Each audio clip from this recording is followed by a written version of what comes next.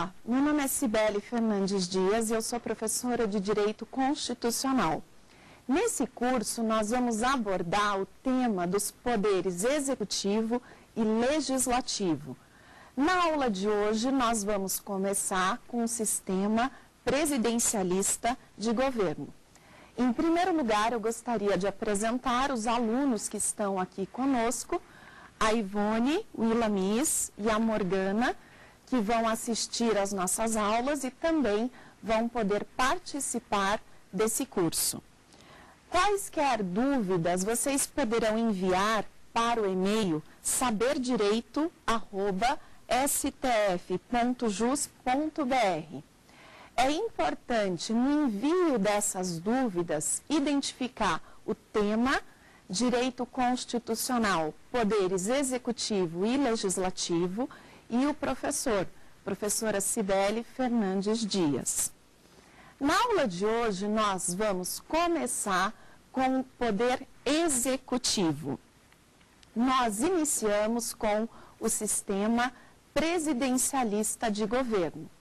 Nós vamos tratar das características do presidencialismo e das suas diferenças com o parlamentarismo, a eleição do presidente da República e do vice-presidente, abrangendo a hipótese excepcional da dupla vacância. Também vamos tratar da reeleição e das competências do presidente da República. Finalmente, vamos tratar da incidência do princípio da simetria no tocante aos governadores e aos prefeitos. Vamos iniciar com o título 4 da nossa Constituição. O título 4 se chama da Organização dos Poderes. E no título 4 nós temos 4 capítulos. O capítulo 1, que trata do Poder Legislativo, o capítulo 2, Poder Legislativo, o capítulo 3, Poder Judiciário e o capítulo 4, Funções Essenciais à Justiça. Hoje nós iniciamos pelo capítulo 2 do título 4, a respeito do Poder Executivo, sobre o sistema presidencialista de governo. O sistema de governo tem relação com a forma de relacionamento que se estabelece entre o Poder Executivo e o Poder Legislativo.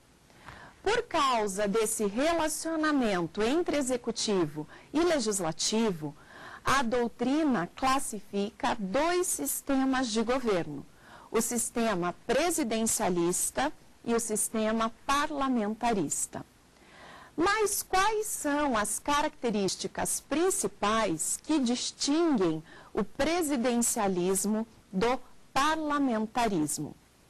O importante doutrinador do direito constitucional, o professor Canotilho, no seu livro sobre a teoria da Constituição e o direito constitucional, nos ensina que são 3 as características do presidencialismo, contrapostas às 3 características do parlamentarismo.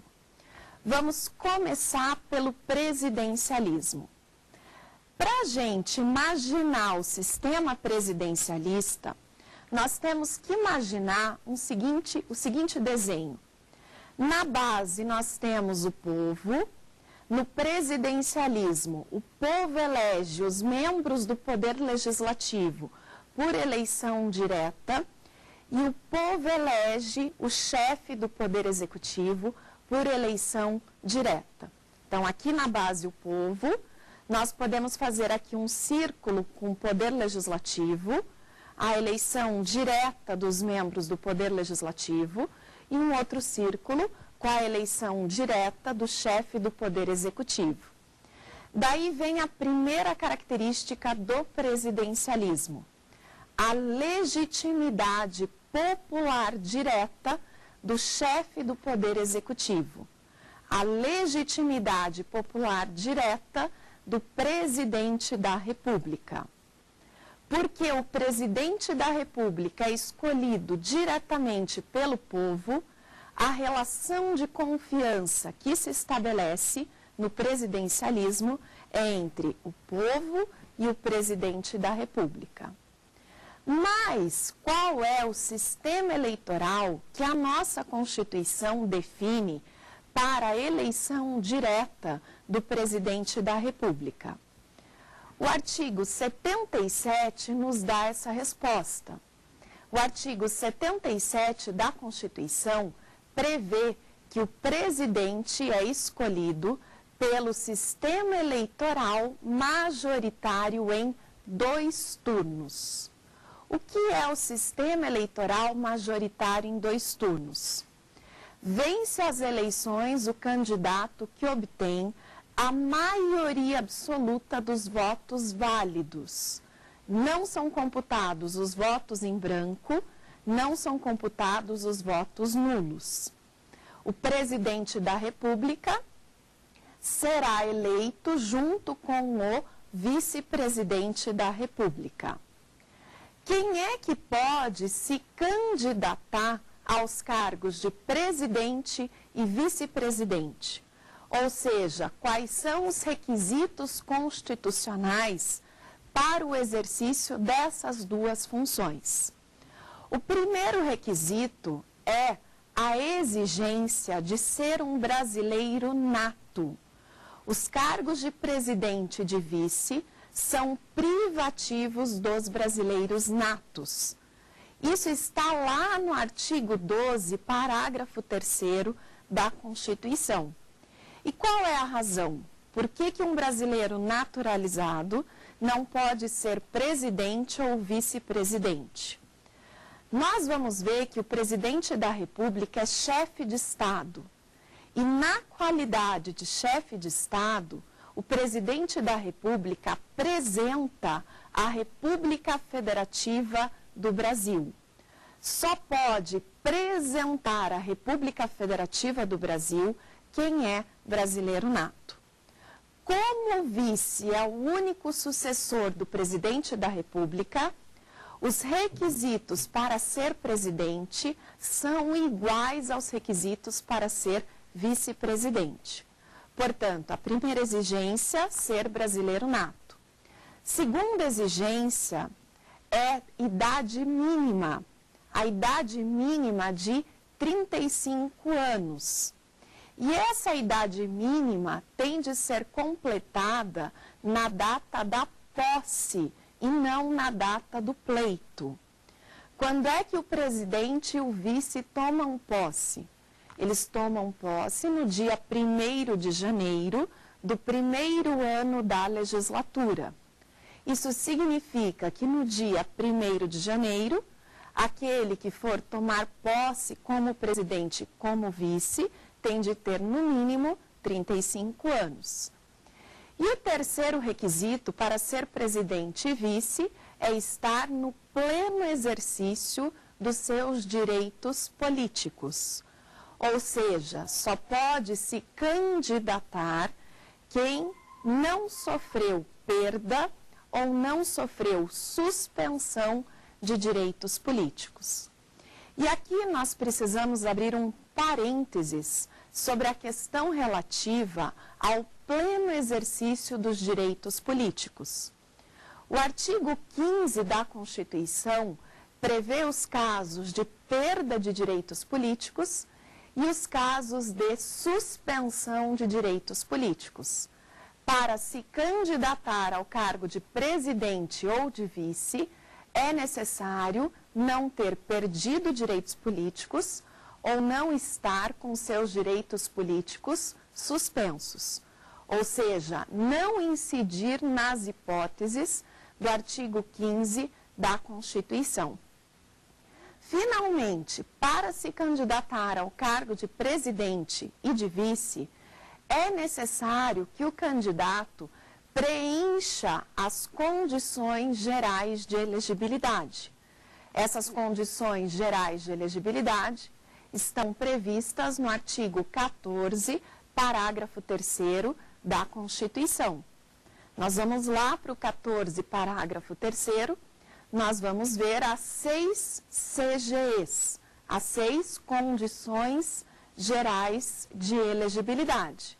Nacionalidade brasileira, que no caso do presidente e do vice é a nacionalidade originária, ser brasileiro nato, o pleno exercício dos direitos políticos, o domicílio eleitoral na circunscrição, no caso do presidente e do vice, como é a circunscrição nacional, o presidente e o vice têm circunscrição em todo o território nacional.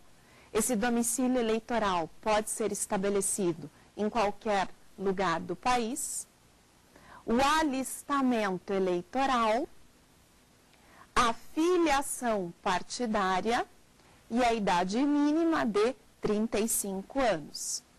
Preenchidos esses requisitos constitucionais, qualquer um pode se candidatar ao cargo de presidente e de vice-presidente. Vamos agora especificar melhor esse sistema eleitoral majoritário em 2 turnos. Vence as eleições o candidato que fizer a maioria absoluta dos votos válidos, não computados os votos em branco e os votos nulos. Se nenhum dos candidatos fizer a maioria absoluta dos votos válidos no primeiro turno, os 2 candidatos mais votados concorrem no segundo turno. Se antes do segundo turno ocorrer morte, impedimento de qualquer um dos candidatos, será convocado, dentre os remanescentes, o de maior votação. Vamos dar um exemplo, para deixar bem pessoal. A e B são os 2 candidatos mais votados no primeiro turno. A e B vão para o segundo turno. Se antes do segundo turno ocorrer morte ou impedimento, seja de A, seja de B, será convocado, dentre os remanescentes, o de maior votação. E se nesse terceiro lugar houver empate, vamos imaginar que nós temos 2 candidatos empatados em terceiro lugar, qual é o critério de desempate previsto no artigo 77? O critério de desempate é a idade. Ou seja, o mais idoso será chamado para concorrer no segundo turno. No segundo turno, nós vamos ter um resultado. Aquele que for vitorioso pela maioria absoluta dos votos válidos terá ganhado as eleições. O artigo 78 da Constituição prevê que o presidente e o vice tomam posse perante o Congresso Nacional no dia 1º de janeiro, o ano seguinte ao ano das eleições. E o presidente e o vice, nesse dia, no dia 1º de janeiro, prestam um compromisso. Prestam um compromisso de defender e cumprir a Constituição perante o Congresso Nacional. Existe prazo para tomar posse? O presidente e o vice têm prazo para tomar posse? Sim, eles têm um prazo previsto no artigo 78, parágrafo único. E que prazo é esse? É o prazo de 10 dias, salvo motivo de força maior. Mas o que acontecerá se o presidente ou o vice não tomarem posse até o dia 10 de janeiro? Qual é a consequência prevista na Constituição?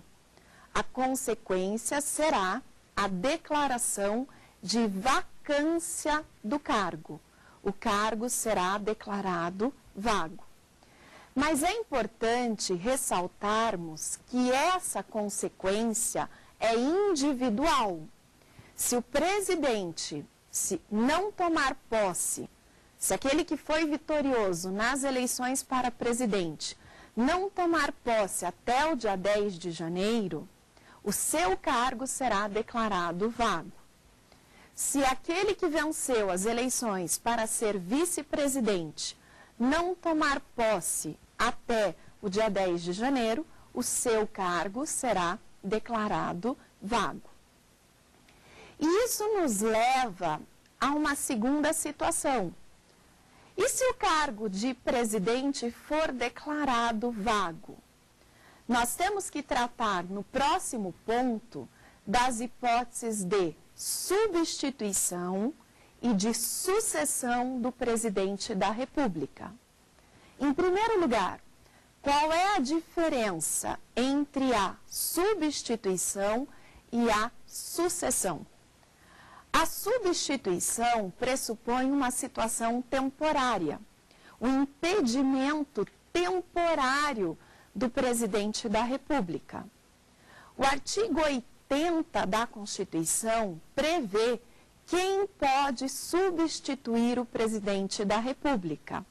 Vamos lá. Quem são os substitutos do presidente da República? O primeiro substituto é o vice-presidente. Mas, se o vice não puder substituir, será chamado o presidente da Câmara dos Deputados.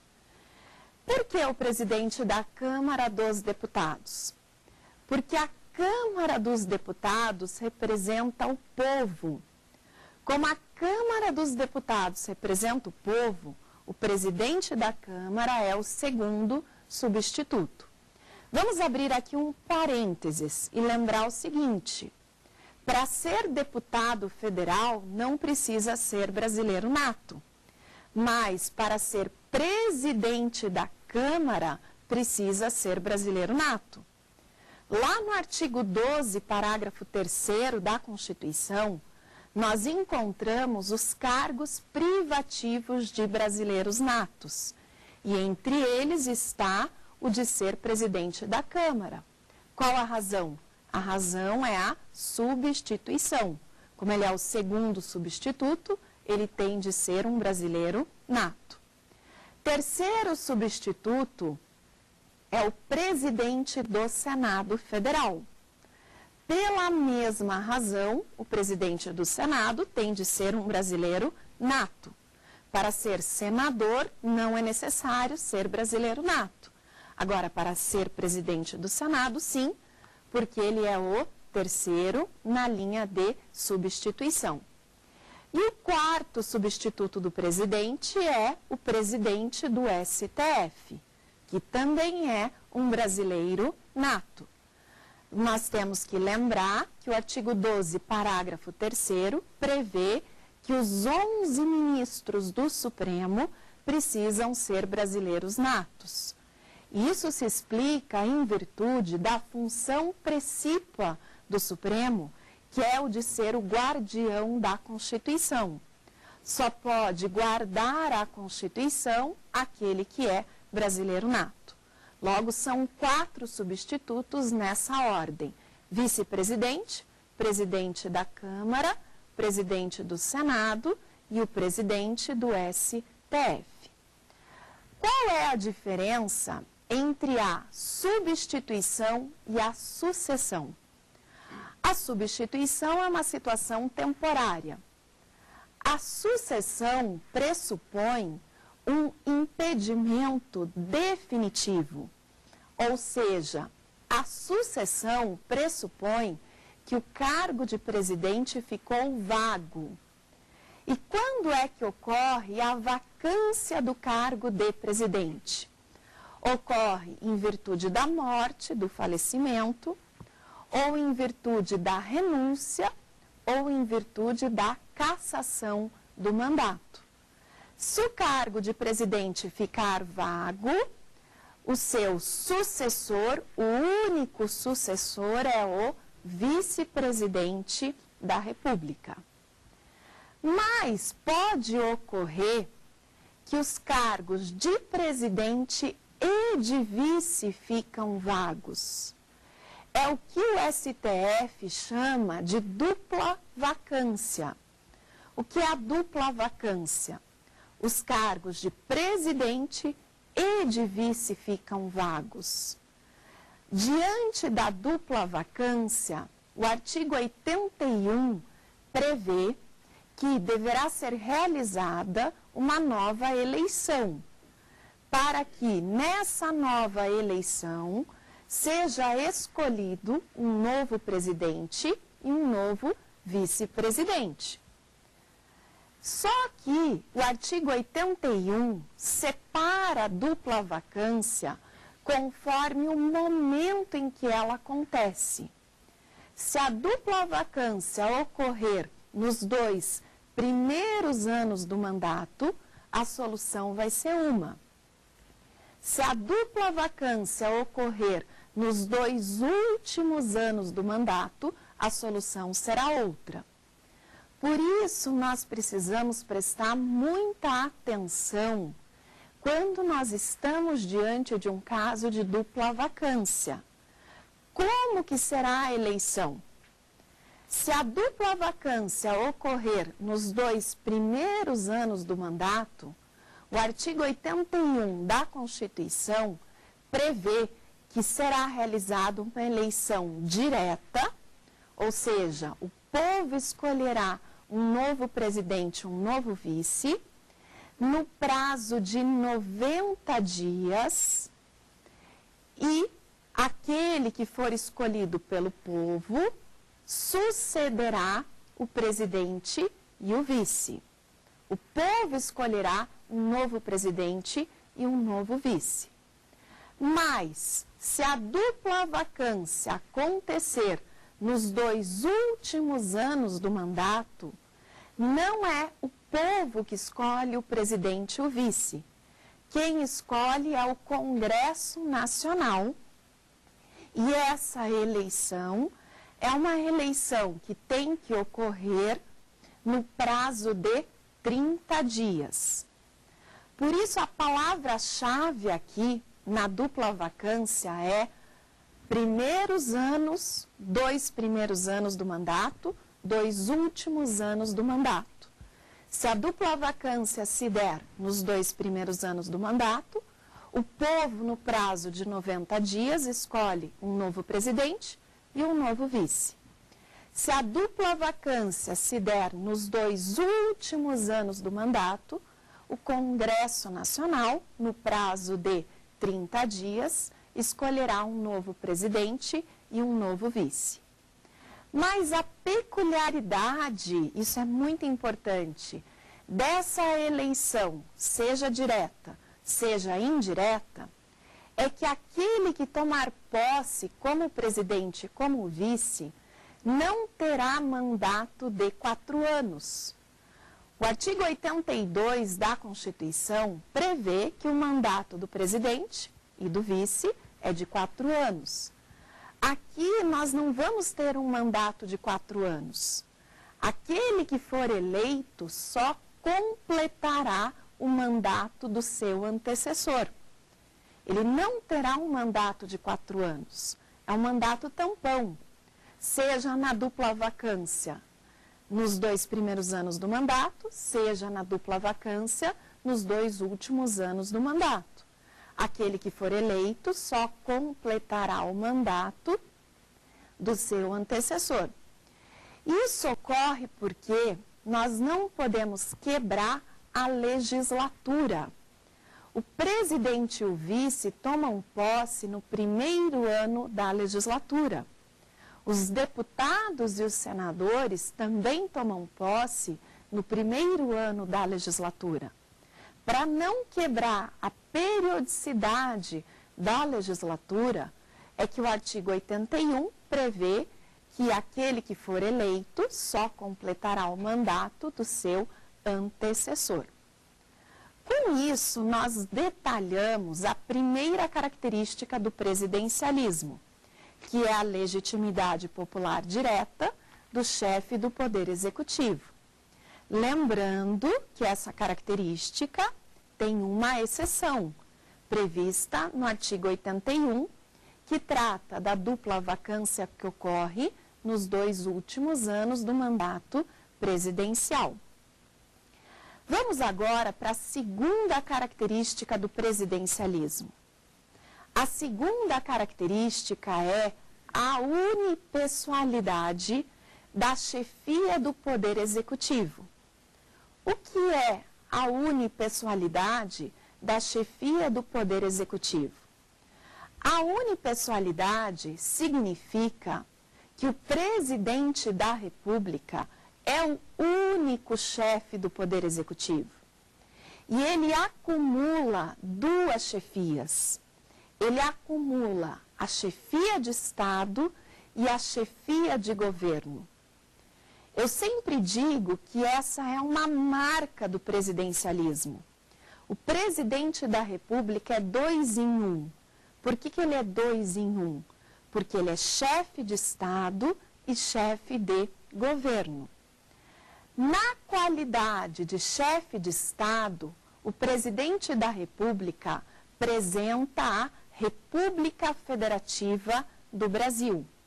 Ele preside, ele representa o todo, ele age em nome da nação. Ele é o chefe da nação. Mas, ao mesmo tempo, ele é chefe de governo. Na qualidade de chefe de governo, o presidente age em nome da União. Ele age em nome do governo federal. Ele governa. Nós percebemos, portanto, que no presidencialismo, o presidente da República acumula as duas chefias. A chefia de Estado, agindo em nome do Brasil, e a chefia de governo, agindo em nome da União. Nós precisamos lembrar aqui que o presidente da República partilha a chefia de governo. Ele não partilha a chefia de Estado. A chefia de Estado é una e indivisível. O presidente da República é o único chefe de Estado. Todavia, o presidente partilha a chefia de governo. Por que ocorre esse partilhamento? Em função da nossa forma de Estado. Qual é a nossa forma de Estado? A forma federativa. Em razão da adoção da federação, nós temos no plano da federação 4 entes federados: a União, os Estados-membros, o Distrito Federal e os municípios. Embora sejam 4 entes federados, a doutrina diz que a nossa federação é trina ou tridimensional. Mas os senhores vão me perguntar, como é que a nossa federação pode ser trina ou tridimensional se são 4 entes federados? Isso ocorre porque tem um ente federado que eu digo, brincando, que é café com leite. Quem que é café com leite, digamos assim? O Distrito Federal, porque ele é equiparado aos estados. Logo, nós contamos União, estados e Distrito Federal e municípios. A Constituição de 88 tornou a Federação Brasileira uma federação trina ou tridimensional, quando reconheceu aos municípios autonomia política. Antes de 88, a nossa federação era dual ou dualista, porque as constituições anteriores não reconheciam a autonomia política aos municípios. Isso significa que o presidente é o chefe do governo federal, mas a chefia de governo é dividida. Os governadores de estado e o governador do Distrito Federal governam os estados e o Distrito Federal. E os prefeitos são os chefes de governo municipais. Nós temos o presidente como chefe do governo federal, os governadores como chefes dos governos estaduais e do governo distrital e os prefeitos como chefes dos governos municipais. Por isso, vamos tratar agora dessa característica do presidencialismo, que é a unipessoalidade da chefia do Poder Executivo. O presidente é chefe de Estado e chefe de governo. Nós vamos trabalhar, portanto, com o artigo 84 da Constituição. O artigo 84 nos traz as competências privativas do presidente da República.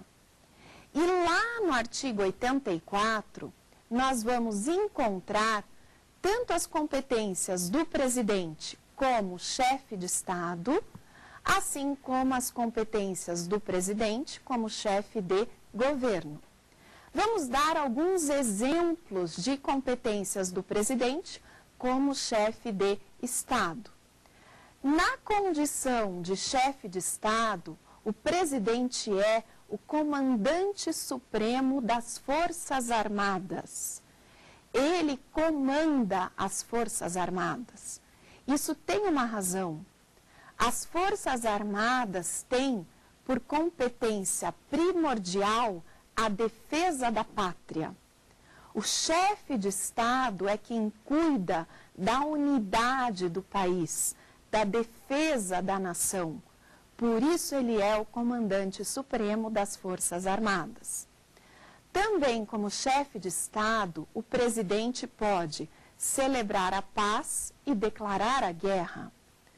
Tudo que tiver relação com a relação do Brasil com as demais nações estrangeiras será competência do presidente na qualidade de chefe de Estado.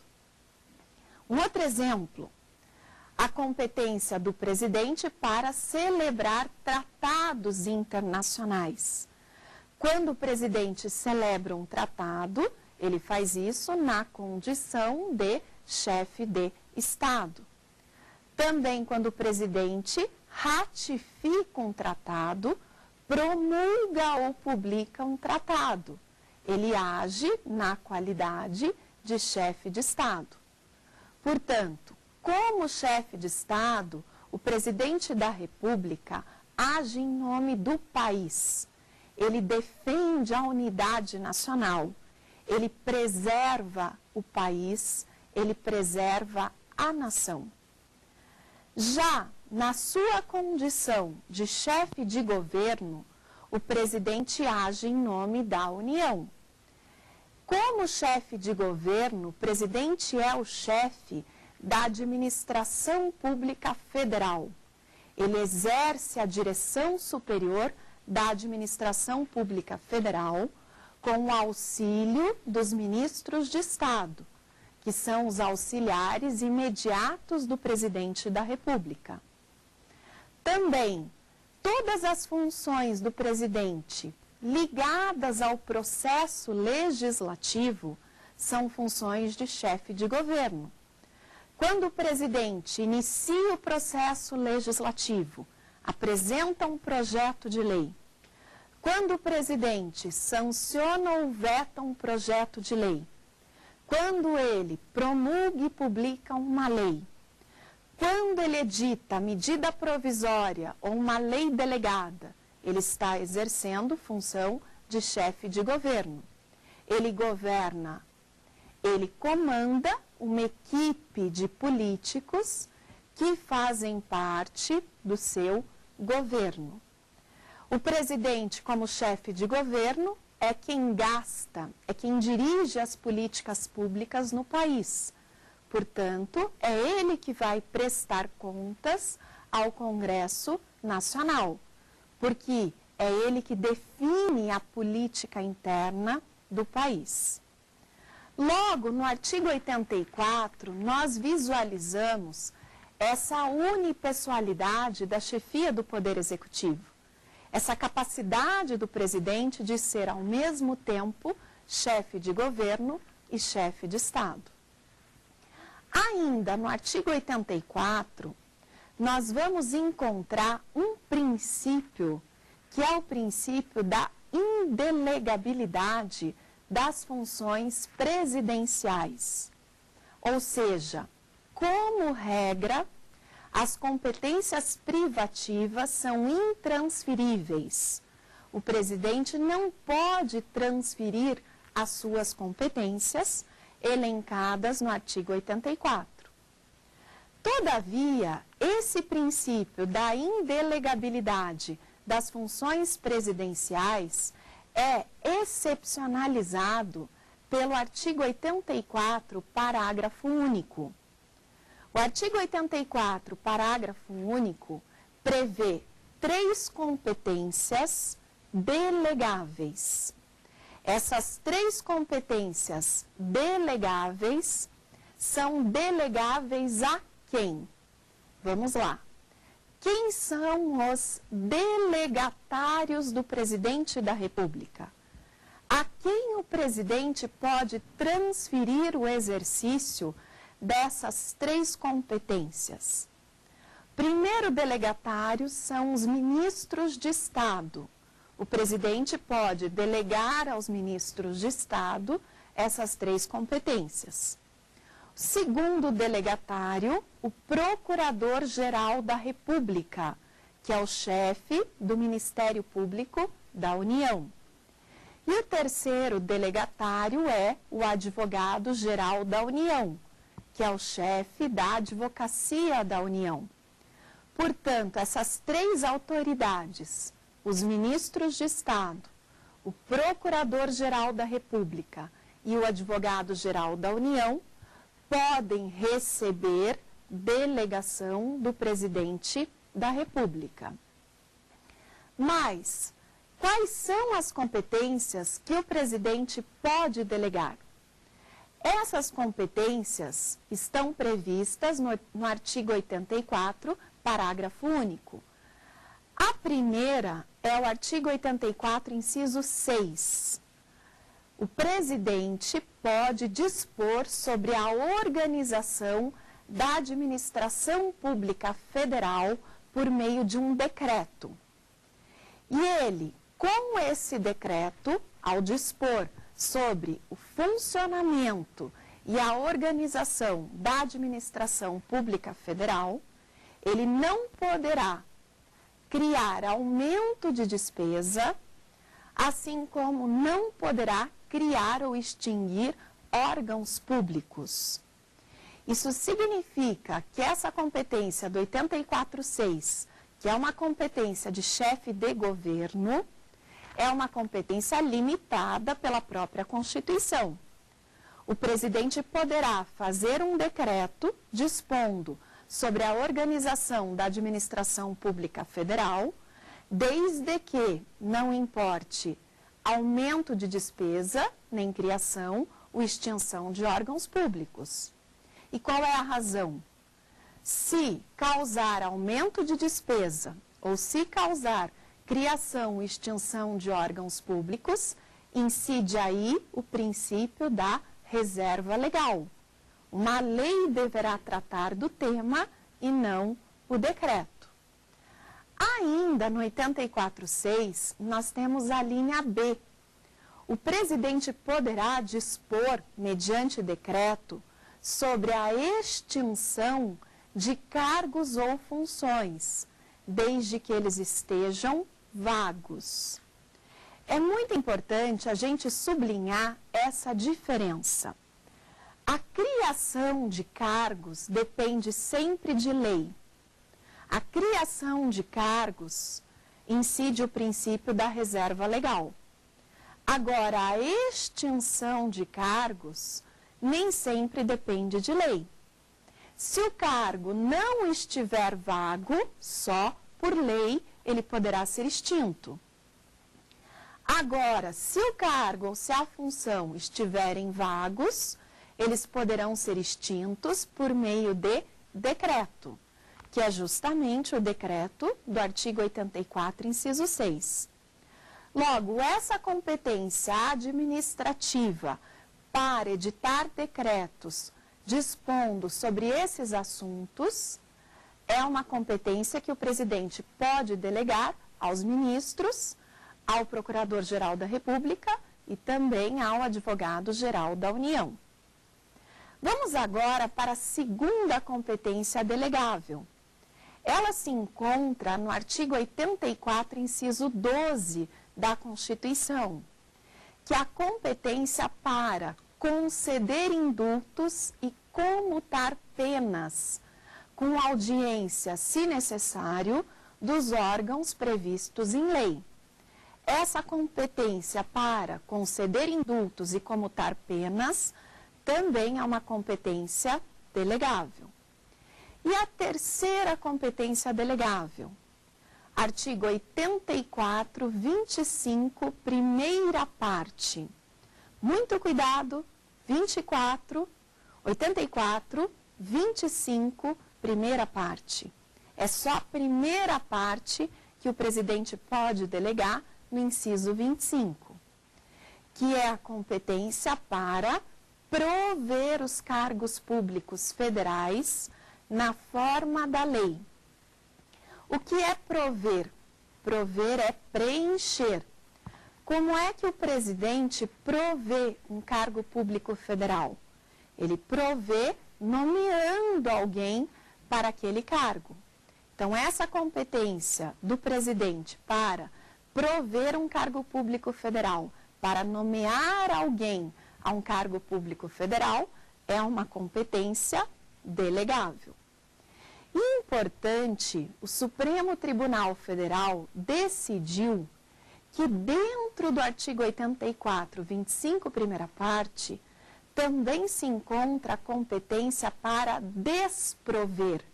Quem tem a competência para prover, tem também a competência para desprover. E essa competência para desprover é uma competência delegável. Como é que o presidente desprovê? Através da demissão. Quando ele demite um servidor público federal, ele está desprovendo aquele cargo. Essa competência ele também pode delegar aos ministros de Estado, ao Procurador-Geral da República e ao Advogado-Geral da União. Com isso, nós vimos a segunda característica do presidencialismo, a unipessoalidade da chefia do Poder Executivo. Vamos agora para a terceira característica do presidencialismo. Qual é a terceira? A terceira é a independência do Poder Legislativo e do Poder Executivo. Eles são poderes independentes. O que significa essa independência elencada no artigo 2º da Constituição? O artigo 2º dispõe que os poderes legislativo, executivo e judiciário são independentes e harmônicos entre si. Mas o que é a independência entre legislativo e executivo? Significa que entre eles não há relação de confiança. O presidente é escolhido pelo povo. O presidente não depende da confiança do poder legislativo para ser eleito. O presidente não é eleito pelo poder legislativo. E o presidente também não depende da confiança do poder legislativo para permanecer no seu cargo. Isso significa que no presidencialismo não há dois institutos do parlamentarismo, que são a moção de censura e o voto de desconfiança. No parlamentarismo, o legislativo pode pedir a demissão do governo através da moção de censura e do voto de desconfiança. Como o governo depende da confiança do parlamento, o parlamento pode pedir a demissão do governo caso seja quebrada a relação de confiança. Isso não existe no presidencialismo. O presidente não depende da confiança do legislativo para continuar a ser presidente. O Congresso não pode dar ao presidente uma moção de censura ou um voto de desconfiança. De outro lado, O Congresso Nacional também não depende da confiança do presidente. Por isso, no presidencialismo, o presidente não pode dissolver o Congresso Nacional. O instituto da dissolução do Congresso não existe nos sistemas presidencialistas de governo. Ou seja, no presidencialismo, legislativo e executivo são poderes independentes. Não há entre eles relação de confiança. O presidente não depende da confiança do Congresso, o Congresso não depende da confiança do presidente. E, para que nós tenhamos uma visão completa do presidencialismo, nós precisamos contrapor cada uma dessas 3 características do presidencialismo com as 3 características do parlamentarismo. Vamos lá. Primeira característica do parlamentarismo: a legitimidade popular indireta dos chefes do poder executivo. Vamos explicar essa legitimidade popular indireta. No parlamentarismo, o que ocorre? Vamos lá. Na base, nós temos o povo. O povo elege os membros do poder legislativo, os membros do parlamento. Mas o parlamento é que vai escolher, por eleição indireta, o chefe de governo, que geralmente é chamado de primeiro-ministro. Mas, ao mesmo tempo, o parlamento também escolhe, por eleição indireta, o chefe de Estado, que geralmente é chamado de presidente da República. Essa estrutura é uma estrutura de uma república parlamentarista. O povo escolhe os membros do parlamento, o parlamento, por eleição indireta, escolhe o primeiro-ministro, o chefe de governo, e escolhe também o chefe de Estado, o presidente da República. Caso se trate de uma monarquia parlamentarista, como é o caso da Inglaterra, como é o caso da Espanha, o parlamento continuará escolhendo o chefe de governo, o primeiro-ministro, mas o parlamento não escolherá o chefe de Estado. A chefia de Estado será exercida por um rei ou por uma rainha. Portanto, tanto na república parlamentarista quanto na monarquia parlamentarista, é o parlamento que escolhe por eleição indireta o chefe de governo, o primeiro-ministro. Logo, não há legitimidade popular direta, tanto do chefe de governo quanto do chefe de Estado. Segunda característica do parlamentarismo, contraposta à segunda característica do presidencialismo. No parlamentarismo, nós temos uma dualidade da chefia do Poder Executivo. A chefia do Poder Executivo é dividida. Uma autoridade é chefe de governo, o primeiro-ministro, outra autoridade é chefe de Estado, o presidente da República ou o rei ou uma rainha. E, finalmente, a terceira característica do parlamentarismo. No parlamentarismo, parlamento e governo são poderes dependentes. Há uma dependência mútua entre parlamento e governo. Essa dependência mútua significa que entre eles há uma relação de confiança. Quebrada a relação de confiança, o parlamento pode dar uma moção de censura ou um voto de desconfiança ao governo, pedindo a sua demissão, e o governo, recebendo essa moção de censura, esse voto de desconfiança, pode pedir a dissolução do parlamento. Então, eles são poderes casados. Entre eles há uma relação de confiança. Instituto que não há no presidencialismo. Vamos agora abrir para algumas perguntas dos nossos alunos a respeito desse tema do presidencialismo. Professora, quando é possível a eleição indireta do presidente da República? Quando é possível a eleição indireta do presidente da República? Nós vimos que essa eleição indireta está prevista no artigo 81 da Constituição. Diante da dupla vacância, se os cargos de presidente e de vice ficam vagos nos 2 últimos anos do mandato, quem escolhe um novo presidente e um novo vice é o Congresso numa eleição indireta. Logo, nós vamos encontrar a eleição indireta do presidente na dupla vacância que ocorre nos 2 últimos anos do mandato. Vamos agora para a segunda pergunta. Professora, o presidente da República pode validamente editar decretos autônomos?